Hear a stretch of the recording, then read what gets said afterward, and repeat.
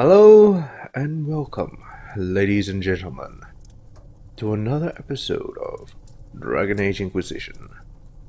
This episode is brought to you by humanoids. And I am your host, Helios. In this episode, we will be going through the Hightown chapters, a book by Varric Tethris. Right. Let's start with Chapter 1. Hightown, Chapter 1 by Varric Tethris. They say coin never sleeps, but anyone who's walked the patrol of Hightown Market at midnight might disagree. The pickpockets and confidence men head to the taverns at dusk. The dwarven businessmen and nobles go back to their tiny palaces to fret over the ways they got cheated, and the market falls silent.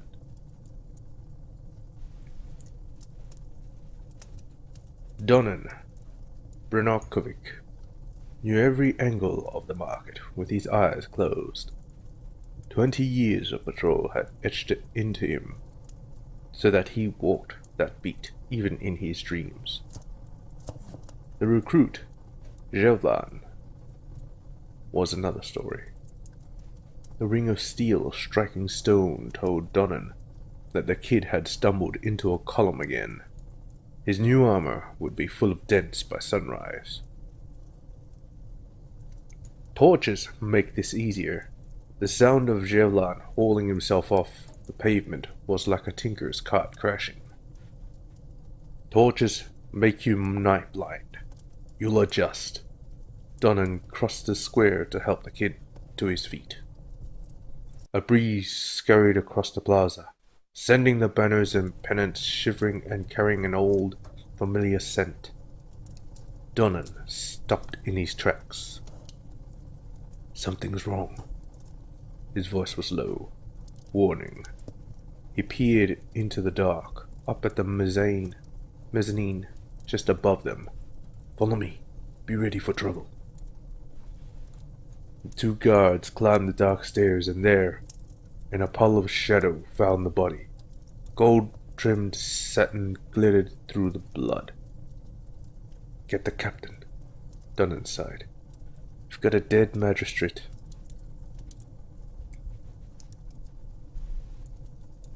Okay.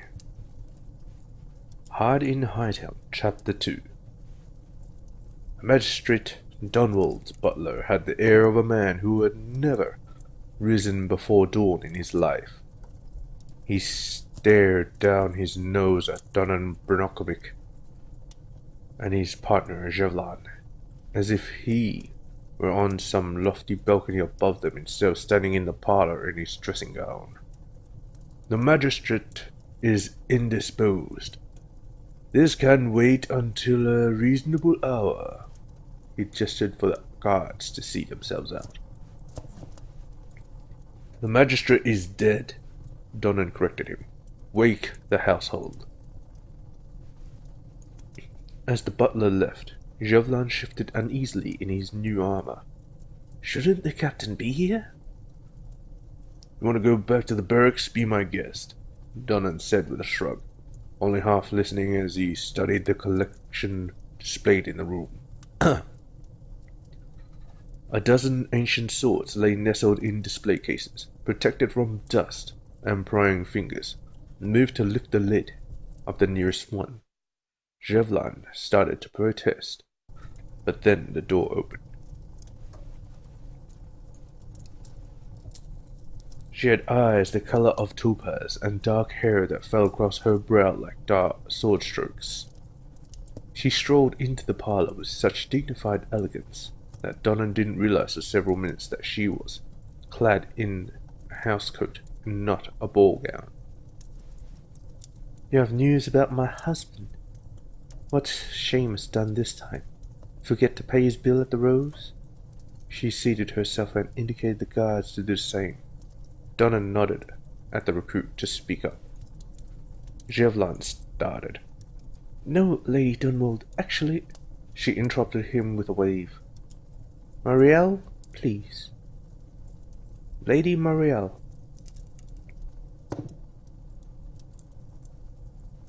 Your husband has been murdered. Dunnan took over. God damn it, I didn't know it was Dunnan. Lady Marielle, your husband has been murdered. Dunnan took over for the flustered recruit. When did you see him last? Forgive me, it's my first time. Marielle stared at him, her drool-colored eyes wide, and her voice cracked on. Murdered? Seamus? But a heartbeat, maybe two passed, and she again became the perfect picture of noble grace. I saw him at dinner, she answered in a tone anyone might use to comment on the weather. He left before dusk. He said he was going to play Wicked Grace with the Comte de Favre.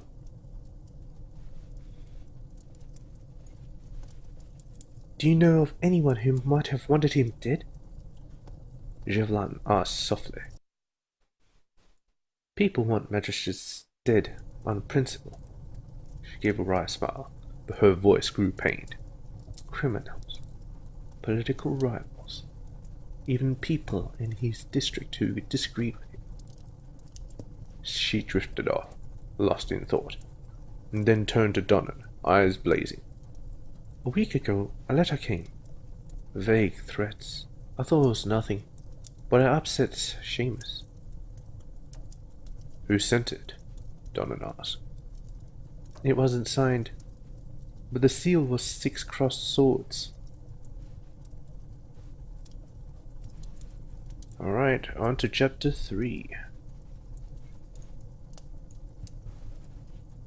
For the second time in what was becoming a very long night, Donnan Brnokovic and his partner Javelin found themselves knocking on a nobleman's door. It was still hours before dawn, the sky turning grey around the edges. The steel of Donnan's gauntlets clanged against the door. Once, twice, no answer. He sighed, looking up at the dark windows of the mansion. He was getting too old for this shit. Reference, huh? Maybe he's out, Javelin offered. The recruit was nervous. In the guard, a weak and barely able to walk through Hightown. Too green for a murder case. He's hiding. Look up. Donnan pointed. He's shattered all the windows. There hasn't been a storm in months. He pounded the door again, louder. We should get the captain. Javelin shifted and squirmed under his heavy shoulder plates. Donnan had forgotten how badly new guard armor fit. He started to tell the kid where to get it adjusted, and the door swung open. Come inside quickly! A man rushed them inside and through the house. Every room was dark. No moonlight made it through the shattered windows. No candles flickered. Their way was lit only by a hooded lantern in the hands of their host. He stopped once they had reached a windowless inside room, where he closed and bolted the door behind him. Comte de Favre? Donnan guessed. The man nodded. In a dim lantern light, Donnan could see that he was dressed in a gaudy brocade, double, damn it, but had thrown a chainmail shirt over it. He wore the helmet of an obviously ceremonial armor set, slightly askew on his head. I know why you're here, the Comte whispered. Dunwald. Donnan's voice was flat. Did you kill him, your lordship? This is bigger than a murder, the Comte hissed, eyes flicking to the door. Dunwald drew the attention of great powers. When dragons do battle, guardsmen, mortal men can only take cover. Drop the case. Don't draw their gaze. Okay, on to chapter 4. Where the hell is chapter 4? I don't like it that it's not in chronological order. There we go. Okay. Donnan Brnokovic didn't stand on ceremony. He strode through the barracks and slammed open the door to the captain's office without so much as a nod to the guards he passed. Just barely dawn, and already Captain Henderland was buried behind a mountain of paperwork taller than the Vimarks. All Donnan could see of the captain was her fiery hair and an angry gaze that had stopped more than one pickpocket mid-grift. "Captain, I need a warrant for the Comte de Favre." Even as the words left his lips, Donna knew they were a mistake. The captain rose to her feet. Brinokovic, the way she spoke, his name was like a portcullis clanging shut. "Where is my report on the Hightown market body?" It was the kind of question you might ask a truant child. The kind where you already knew the answer and just wanted to see someone squirm in guilt. "I'll file it after... You file it now, guardsman." She stepped out from behind the desk. "We follow procedure in my barracks." "A magistrate was murdered on my watch, Captain." Noah's voice was heated. He could never keep his temper in her presence. "I'm not letting the killer get away." "You left the scene without a thorough search of the market." Henderland began pacing, her voice like cold steel. "You harassed a magistrate's widow, and you practically broke down a comp store." She turned to glare at him. "All before dawn. If you want a warrant, you damn well better have hard evidence to justify it." "I know that de Favre isn't telling us everything," Donna insisted. "Let me bring him in and... Forget it." She crossed back to her chair. "You've got nothing. You're not arresting a man on a feeling, Brinokovic." "Captain!" he protested. From behind her paperwork, the captain waved for him to be silent. "You're 2 weeks from retirement, guardsman. You want to stay in the ranks long enough to get pensioned? You follow procedure. Find me evidence and quit wasting my time. Dismissed." Okay. Like this. Alright, chapter 5.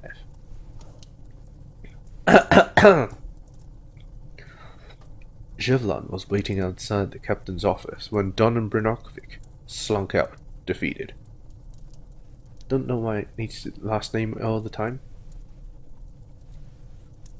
"We're not getting a warrant, are we?" Jevlon looked almost relieved. "No." Donnan met his partner's eyes. The kid was barely 20 and looked like he walked straight to the Kirkwall barracks from somebody's potato farm.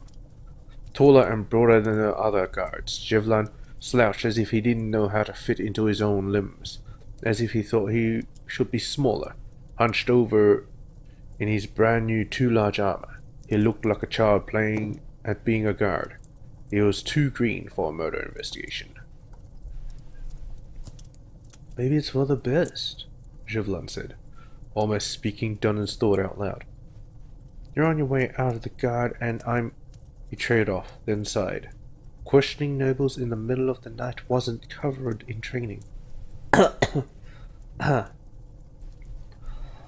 Donnan glared at the kid. "I'm a city guard, and so are you, recruit. Nobody gets away with murder while we're on duty." Jevlon stood a little straighter. "What do we do, then?" "The captain wants proof," Donnan smiled. "We'll bring her proof." Alright, where's chapter 6? Layouts all over the place.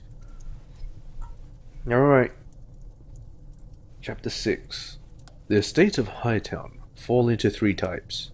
The dwarven palaces in their enclave, huddled around the counterfeit paragon statues for shelter against the onslaught of human ideas that surround them.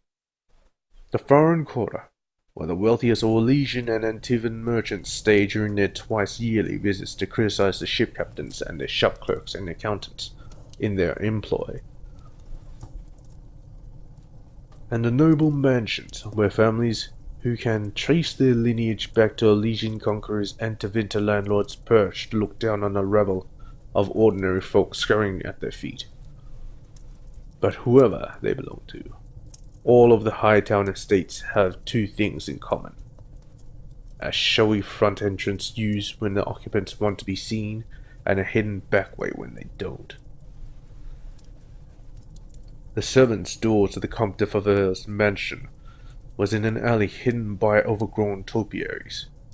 Donan Brnokovic picked the lock, while his partner Živlan kept an uneasy lookout.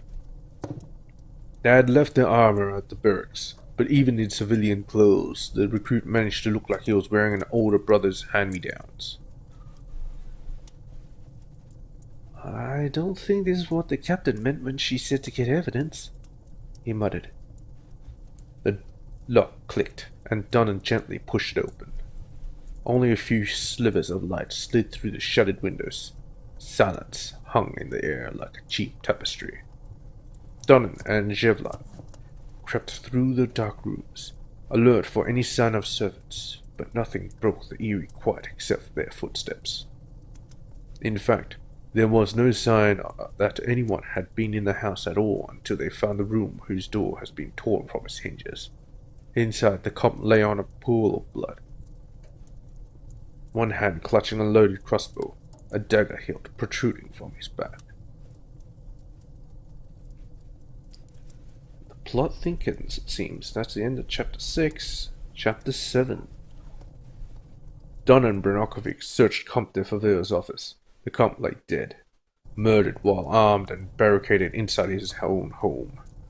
The servants' rooms were all empty, and from the pulled-out drawers and abandoned trunks, they had been sent away in a hurry. Comte had clearly expected trouble, and trouble had come to call. The Comte kept all of his letters, decades of correspondence sorted by apparently kingdom of origin, filled his writing desk. Kingdom of origin, what the hell? Donan rummaged through them, looking for darker ink, fresher pages, anything that might indicate that it was recent. And then came the shattering sound of someone kicking in the front door. "Hey, my lord Fancy Pants, get your ass down here!" Živlan and Donan ran for the foyer. A woman stood over the splintered door, her eyes glittering brighter than the daggers in her hands. "You there!" she snapped at the guardsman. "Where's the Comte de Favel? Full of it. Need to have some words. One of them will be coin, and another will be now." "Kirkwall Guard!" Donan barked back at her. "This is a crime scene. Identify yourself." "Guards, are ya?" she smirked, squinting up into the dark towards him. "No suit of armor outside. Man poking around in Noble's house in the dark. This doesn't look like a crime scene." Donan didn't flinch. "Your name?" "Belladonna. Captain Belladonna of the Dragon's Jewels." She executed a florid bow that somehow managed to be insulting. Bell. Goddamn. "Where's the damned Comte?" "He's dead," Donan said, watching her reaction.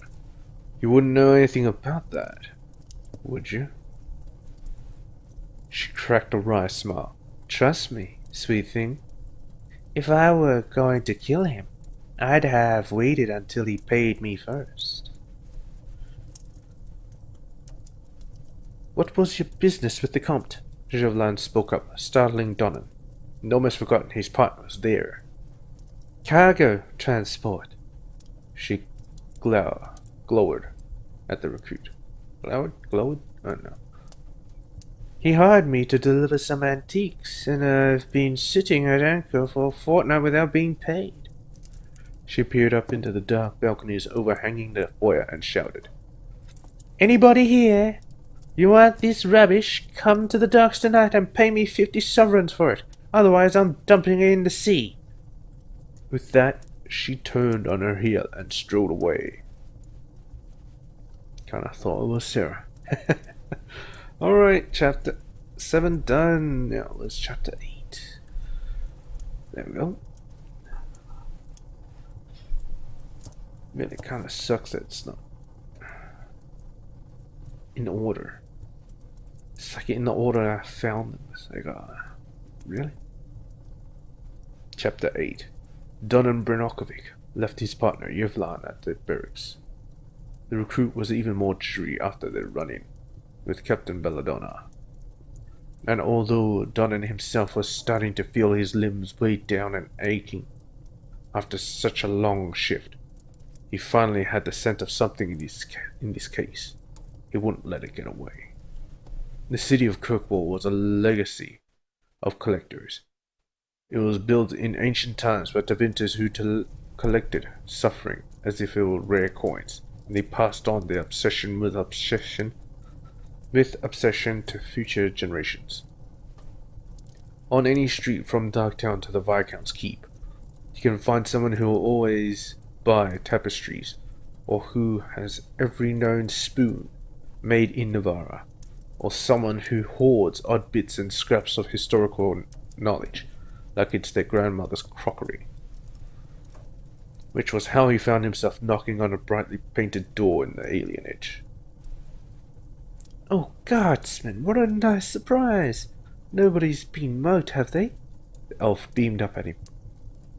She had green eyes so wide they barely fit in her face, and she seemed to be made of nothing but elbows and knees. "No muggings today, Maisie."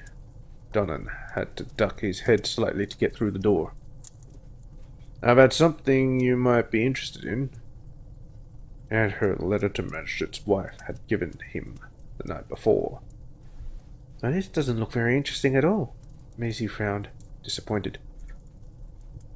"What you have claimed belongs to greater powers. You will answer to us. That's a lot of rubbish." "Not that. Look at the back." She flipped the letter over and cooed as if she'd found a lost puppy. "Ooh, just look at you. Just perfect." "Macy," Donna spoke in a loud, firm voice, trying to remind him that he was still in the room. "Whose seal is that?" "Oh, it's the executor's, of course."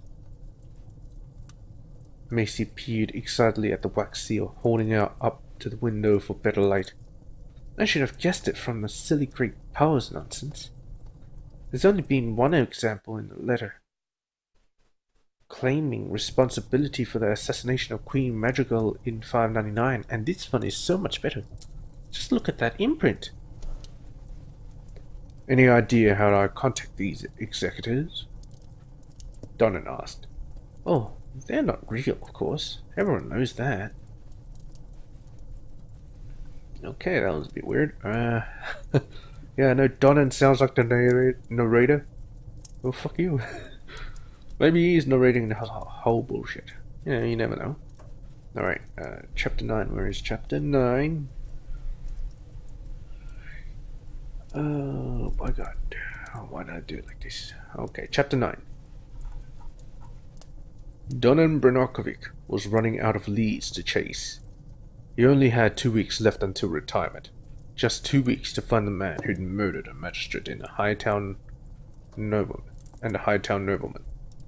If Captain Hendelin didn't kick him from the ranks first. The docks stank of piss and rotting fish, as foul as the men and women who worked there. But that was where Don had to go to find the raider Captain Belladonna, who had broken into the Comte de Faveur's home. The Dragon's Jewels was a big boat. She liked big boats. The pointy bits towered majestically over the water. That roundish wooden part seemed like it could crush armadas beneath its shit. I don't know. Wood. What? Barrack? It was the greatest boat in the history of boats. But even from the dock, Donan knew something was wrong. He ran up the gangplank to find a dead sailor on the deck, and a blood trail leading down into the hold. Dunham drew his sword and followed. His eyes still hadn't adjusted to the dimness of the lower decks when he tripped over a second dead sailor, stabbed in the gut, and left where he had fallen. The body was still warm. The ship creaked with every swell of the waves. Dunham held his breath and crept deeper into the hold. He barely deflected the blade in time. Steel rang against steel. Dunham parried a second blow, still half blind in the low light. The third swing got past his guard and left a wicked slash in his forearm. "Nobody attacks my crew, you flaming pile of dog shit!" I went kind of Scottish there. The attacker swore, and Dunn recognized her voice. "Hold! Kirkwall City Guard!" he shouted, barely bringing his blade up in time. "You again!" Dunner's eyes finally began to adjust, and he could make out Captain Belladonna. She was clutching her ribs with her right hand, a dagger in her left, and she was covered in enough blood that Donnan was sure it wasn't all hers. She glowered at him. "Could have used the guard not 5 minutes ago, you useless as ever." She grudgingly lowered her weapon. Donnan sheathed his sword. "Who did this?" "Don't know. Didn't care to ask," she sniffed. "Bastard killed 2 of my men before I cut off his hand and he bolted." She waved indifferently toward the rear of the hold. "It's over there somewhere." "Did he take comp's shipment?" Donnan asked. "No. If that's what this was about, you can have it." She limped over to a trunk and removed a bundle of cloth tied with twine. She threw it at Donnan's feet. "Good riddance." Kinda forgot her voice, yeah. Alright, chapter 10. Where's chapter 10? It looks like it's there. Aha! Chapter 10. Donnan Brnokovic had been pursuing the killer of Magistrate Dunwald without food or rest, and so far all he had was the seal of an imaginary group, a wounded arm, and a package that contained a rusted Tavintus short sword. He was past exhaustion, and every breath had made his head throb like he had too much to drink. He was getting too old for this shit. He couldn't go to the barracks with a knife wound he'd picked up off duty. The captain caught him, and she would. He'd be thrown out of the guard for sure. That left one option. A Chantry clinic turned no one away, but it usually didn't have to. The presence of 3 circle healers was more than enough to frighten most decent folk into deciding to wait and see if they'd gotten better on their own. Aside from a few drunken beggars snoring in beds, the clinic was quiet. The healer didn't ask his name and tended the wound with only a disapproving frown. In a few breaths, his arm was as good as ever. Pity magic wouldn't mend his coat sleeve. As he walked through the nave toward the exit, he heard a voice. "Guardsman, I was just about to look for you." The deep black gown she wore only made her eyes more otherworldly. A scent like lilacs filled the air around her. She may have been dressed in morning garb, but she was dressed to kill. Donnan bowed. "Lady Marielle? We should talk. I may have a lead for you."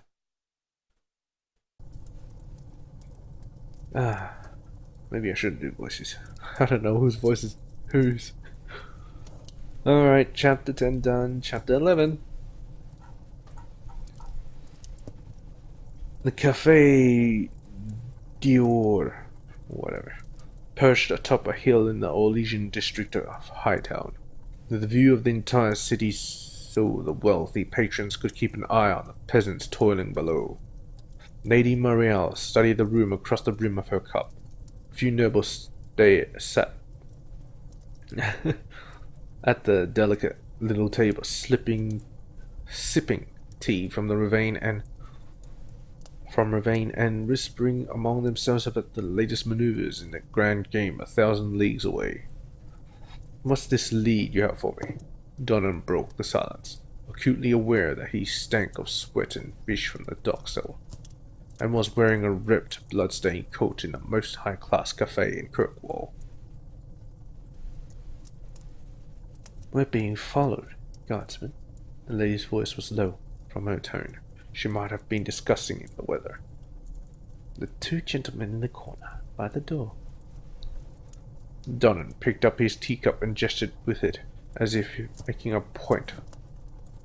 Now he turned slightly in his chair to look. The men were finely dressed, but almost as out of place as he was. A large, sickly pale Ander, with a face full of scars and a tattoo chastened, with a stone dagger at his belt. Chastened and a doublet. That's one for the history books. Donnan murmured. Lady Marielle favored him with a half smile. Last night a man came by the estate. He said he wanted to buy Seamus's collection. All of it. Donnan sat up straighter. The swords? He said his name was Wagner. She sipped delicately at her tea. He gave me an address in Lowtown in case I change my mind. Those two have been shadowing me ever since. Okay. Throat's getting a little dry. Let me recruit hydration.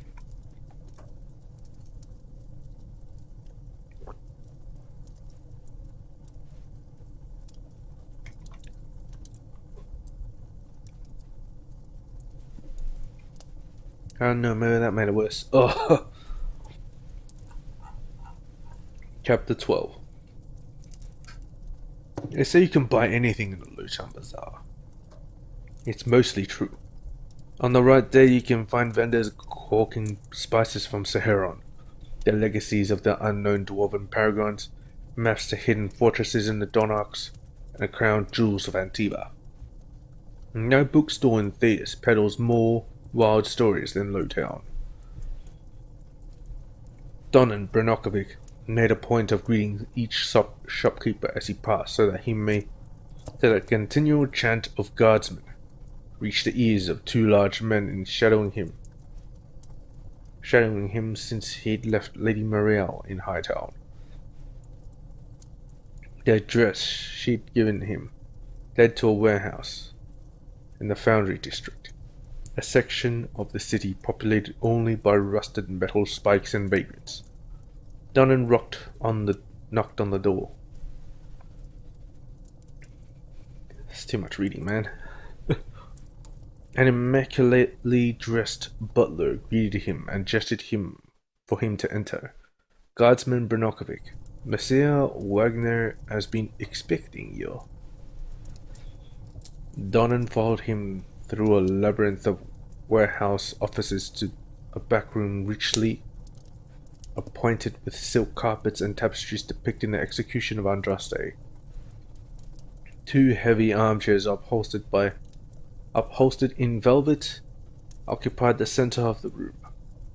In one sat a smug red-haired man dressed entirely in blinding white samite.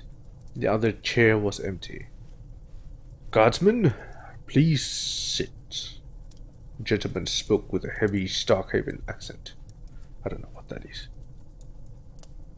I suppose you would be Monsieur Wagner? Donnan asked.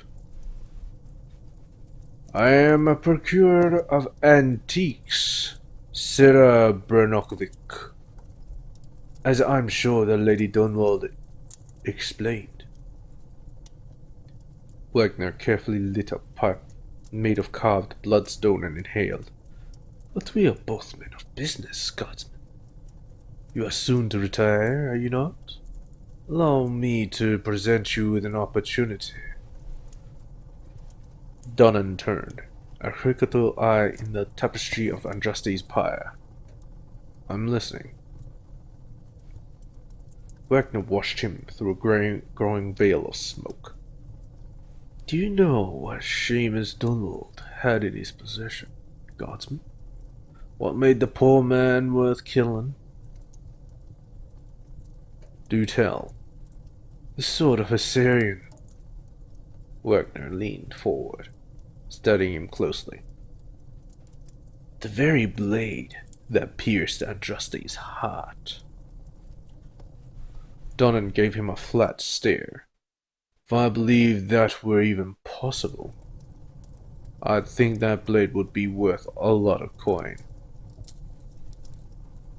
Most would look at it and see a rusted piece of scrap.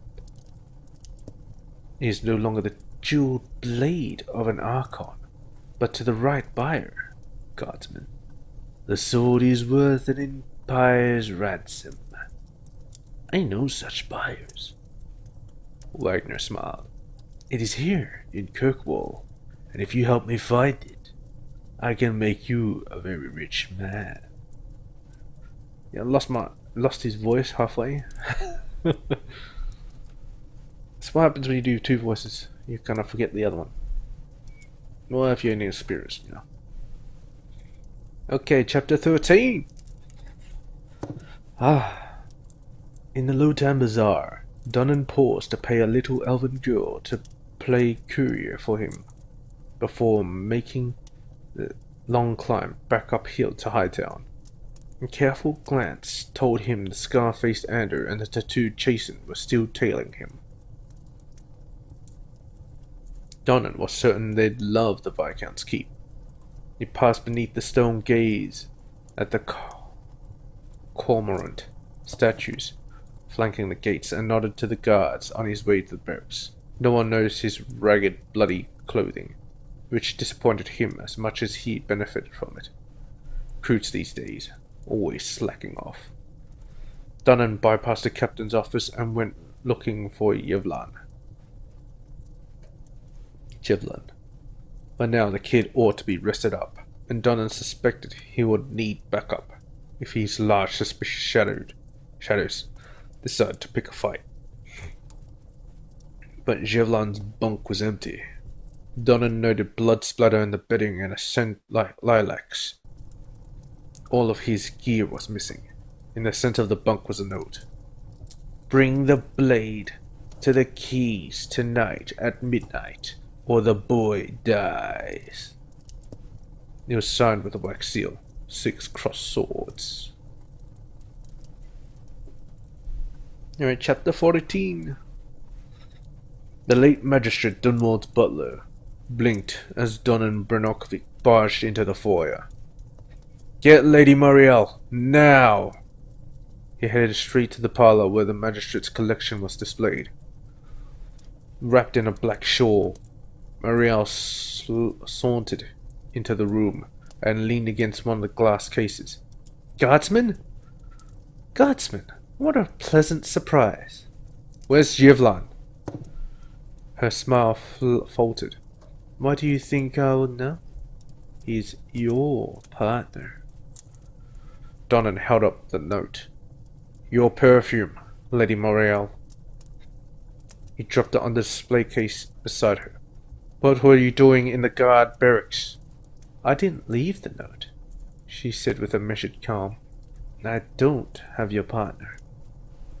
But you were in the barracks. He stepped away to examine the display.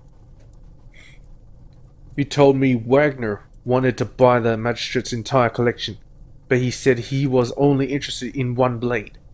You opened the case, and I think it was never in Seamus's collection. I think it was the sword meant to go right here. He pointed to the empty velvet-lined box. I looked in the Viscount's records, and you've only been married to the Magistrate Dunwald for about 3 weeks. You tell me who you're working for and where my partner is, and I'll see if we can't get you a deal with the Viscount's office. The Chantry. Muriel closed the door quietly. They sent me to Kirkwall a few months ago when rumors of the sword began to surface. She examined the note. I don't have Yevlan. This was already on his bunk when I went to find both of you. Dunnan didn't hide his skepticism. You're innocent, but you didn't report him missing to any of the guards. Someone took him from the barracks, Sarah, with no one the wiser. That doesn't seem strange to you? She looked at him in the eye. Have you ever heard of the executors? They're a myth. Myth that kills. She sighed. The executors have your partner, and I think they have someone inside the city guard. How else could they have gotten Jevlon out of the keep without being seen? Donnan watched her fidget with her shawl. Why were you in the barracks? I suspected the executors had an inside man. She shrugged.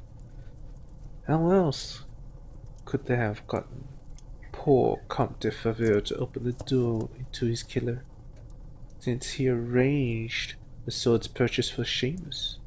He'd been hiding in his own home. The only people he'd seen were Seamus and you. Maybe it's Jevlon all along. Well, that's chapter 14 anyway. Chapter 15. The nobles of Hightown like to imagine that petty crime can only happen in the dank shadows of Darktown, or maybe the crooked alleyways of Lowtown, between the alienage and the poorest neighborhoods. Their lofty, ivy-walled avenues could never be the site of something as crude as a mugging or a simple assault. Donnan didn't have much trouble finding an out-of-the-way alcove near the chantry to wait for the scarred Ander and the tattooed Chasen to catch up with him. The Ander came at him first, dropping down from the balcony above his head. While Donnan tried to back out of his reach, the Chasen loomed behind him, clamping an enormous vice-like hand on his shoulder. The Ander's follow-up punch, just below his ribs, knocked the air from his lungs. As the Chasen lifted him up by his coat, Donnan got back enough of his breath to say, You work for Wagner. I need to give him a message. This earned him a skeptical look from the Ander, but the Chasen set his feet back on the ground. Tell him I have his swords. He can meet me in the quays at midnight to settle on the price. For a long, nervous moment, Donnan watched. A variety of expressions passed over the Ander's scarred, greyish face before the man nodded. Another long moment, and both Ander and Chasen walked away, leaving him alone in the alcove. The sun just setting, there was only one place left that Donnan needed to go. The tavern in the center of the low town sat in its own tiny moat of spilled ale, vomit, and the seawater the owner flung at the walls, in a half-hearted attempt to scour the sea-owl crap from the building. Donnan, like nearly every guardsman who drank at the Hanged Man, walked through the door to a frantic chorus of, Put it away! Hurry! He tried not to smile, and completely succeeded when the brooding white-haired elven bartender greeted him with a murderous glower. Guardsman? Donnan placed a handful of copper coins, on the bar. Keep the ale coming, Ferris. I've got some time to kill. I think I'm losing my voice. It's too much reading. Chapter 16. Donnan left the tavern and headed out through a moonless night. Fog clung to the streets and buildings like cobwebs, and the heavy air threatened rain. Any other night, he would have gone straight up to the barracks. But he had appointments to keep. The quays at midnight exchanged a cacophony of swearing sailors, or a mournful sound of distant bells in harbour. Donnan found Wagner and his two thugs waiting just out of sight in the harbour master's office in the fog. Wagner's white samite coat made him gleam like a smug moon. Monsieur Brenokovic, I trust you've brought my merchandise? Wagner smiled. Beside him, the tattooed Chasen cleaned away what might have been blood from his nails with his dagger. Donnan reached into his coat and pulled out a small cloth-wrapped bundle. We should discuss a few things first. Wagner's eyes gleamed in the reflected light of his paunch. The price, of course. He gestured to the Scardander, who held up a bag of coins. 100 crowns should suffice, yes? That depends. Donnan toyed with the twine, securing the bundle's wrapping. You killed Magistrate Dunwald, didn't you? After my run-in with your friends here, I realized the only blade that could have made that kind of stab wound was your chastened stone knife. Wagner shrugged. Men die all the time, Sarah. We should not let that unpleasantness get in the way of business. Another gesture, and the Ander strode forward to stand just inches away from Donnan, brandishing the bag of gold like a flail. And Jevlon? Donnan asked. I know nothing of your partner's fate. Donnan handed over the bundle, and the Ander dropped the bag at his feet to deliver the prize to his boss. Wagner eagerly unwrapped the bundle, revealing an ancient, rusty, and pitted short sword. He frowned. This is not the blade. Both Chasen and Ander drew their daggers. Donnan held his ground. Pity you killed Dunwald for it, then. You think I'd kill a magistrate and not a guardsman? Wagner laughed. Unwise, Sarah. That's all we needed to hear. Oh. That's all we needed to hear.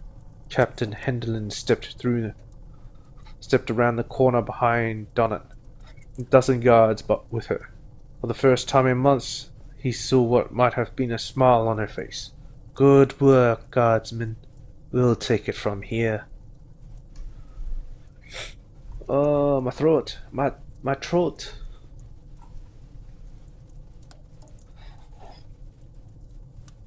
Donnan left it to his captain and a dozen of Kirkwall's finest to drag Wagner and his thugs in the stocks. The heavy air gave up and turned into sheets of rain. The ancient grey stone stairs leading up to Hightown turned into a waterfall. Donnan slogged up the narrow passage, boots squelching with every step. He almost didn't hear the ambush coming. As he reached the top of the stairs, a faint rasp of steel made him throw himself aside into a vegetable seller's table. A sword swung through the air where he had been and chimed against the rock wall. Donnan fumbled at his scabbard and just managed to catch a second blow with his sword. He had one moment as they locked blades to recognize his attacker. The younger man had shed his guard uniform for dark leathers, and his left arm now ended in a bandaged stump, but there was no mistaking him.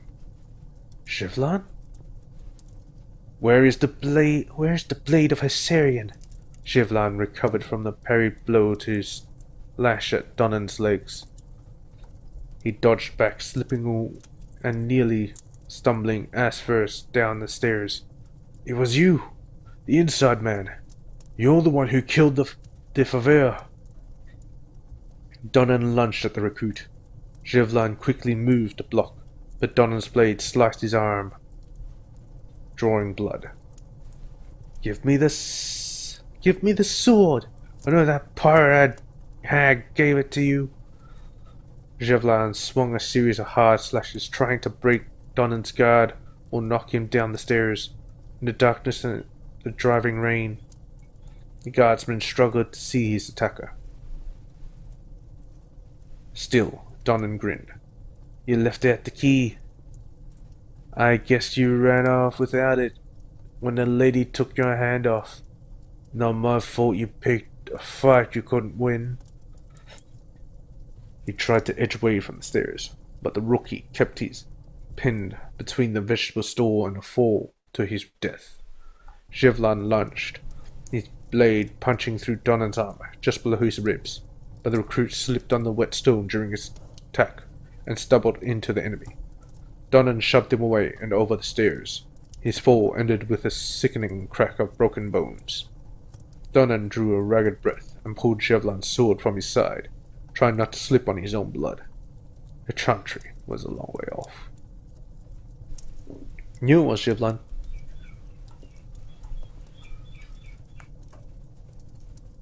The rain stopped with a suddenness that suggested some enterprising footpad from the that's chapter 8, from the coterie, had climbed up to shank the clouds.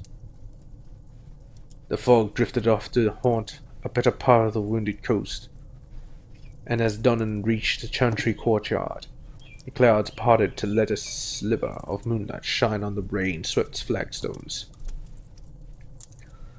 He stopped to catch his breath and tightened the torn-off coat sleeve he'd used as a bandage. The bleeding was slowing, which meant either the wound in his side wasn't that deep, or he was running out of blood to lose. Trying not to dwell on the latter, he pushed open the chantry doors. At this maker-forsaken hour,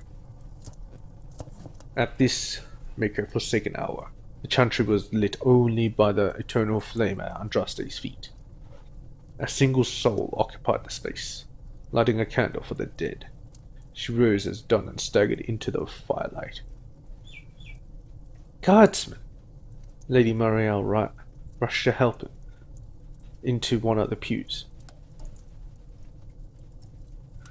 Might want to wake up one of the healers. He managed to paint a smile. I wasn't sure you'd be here. Neither was I. Your message was a little vague. Marielle tried to examine his makeshift bandage, but Donnan waved her away. He pointed toward the golden statue of Andraste. I had a friend deliver something for you, under the altar. Marielle cast him a skeptical look, but she climbed the dais and returned with a small oilcloth bundle. She picked apart the wrappings, knot, and peered down at the rusty blade inside. Specks of dried blood still clinging to the pitted guard. A sword of a Syrian. She breathed almost a prayer. You can get it to the divine? Donnan asked. She wiped at her eyes. I'll take it to her myself. What do you want in return? Donnan struggled to his feet. Just put in a good word for me with the Maker, your ladyship. You never know when I might need it. And he walked away, leaving her standing in the firelight with history in her hands. Alright, that's chapter 8. It's chapter 19. Alright, it's chapter 18. Chapter 19. Oh god. This is so much reading. It's really hurting. Is there none? This chapter question mark. Guess this is it. This is the last one. Donnan wiped spilled ale off the bar, listening to the cries of the birds and the crashing of waves outside. Another slow day on the Amaranthine coast. The tavern didn't get many visitors. It's just a little too far south the Antivan border to catch the caravans. But he hadn't opened it to make a profit. He poured some noxious Anders stout from an oak cask into a heavy tankard and carried it outside to a dark-haired nobleman on the patio, idly strumming a lute, so out of tune it sounded like some other instrument. Perhaps a tuba or kettle drum, trying to invent music from scratch. Donnan handed over the tankard, only half hoping it would stop him from playing any more. That's very kind of you, guardsman. Thankfully, the gentleman set aside his lute and took the tankard, putting his feet up on the table in front of him. It's just Donnan these days, he replied. What? Looking out over the waves. Ah, it's Dunnan talking. Jeez. It's just Dunnan these days, he replied, looking out over the waves. My time in the Kirkwall Guard is over. It's never really gone, the noble smiled. Kirkwall, it finds its way into your soul, and once it gets there, you carry it always. The sun was setting behind them, casting long shadows from the tavern down to the water. A flock of cormorants took advantage of the fading light to dive for fish, making their way back out to sea. Maybe so, Donan smiled too. That the world can always use a champion or a guardsman wherever they happen to go. The gentleman raised his tankard. I'll drink to that. And the two men watched the last of the light disappear in peace. Who was that dark-haired nobleman? Well, that's it. Hiding in Hightown. I don't know who this nobleman is.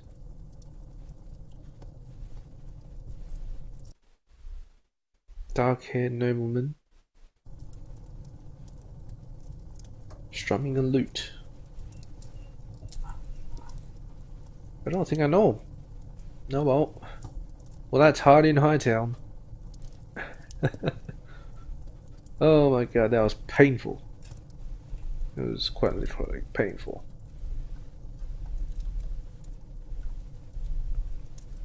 Hopefully there wasn't more. I'm gonna look. That looked like the end.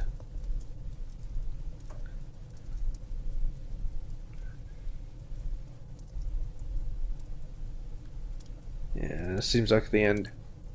Well, I hope you enjoyed this Hard in Hightown. With your narrator, your audiobook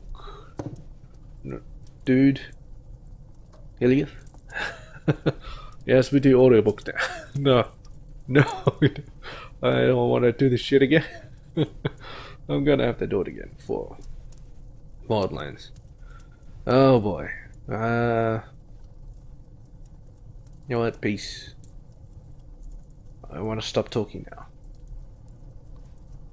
So Donan's adventures came to an end. Chevlan was a traitor. Lady Marielle, she went to the Divine with the Blade of Assyrian. And Wagner got captured. Captain Hedlin, or whatever. got promoted.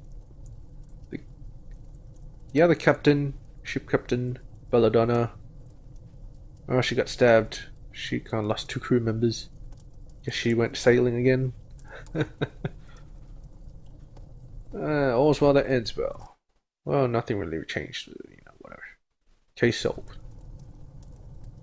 Alright, that's it from me. Peace.